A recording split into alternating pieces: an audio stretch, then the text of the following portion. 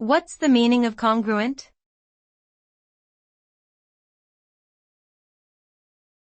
Congruent.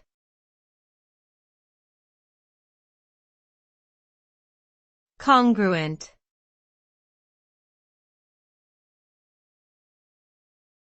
Congruent.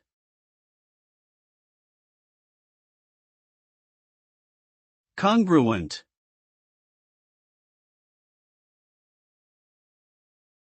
The term congruent refers to two things that are identical in shape and size.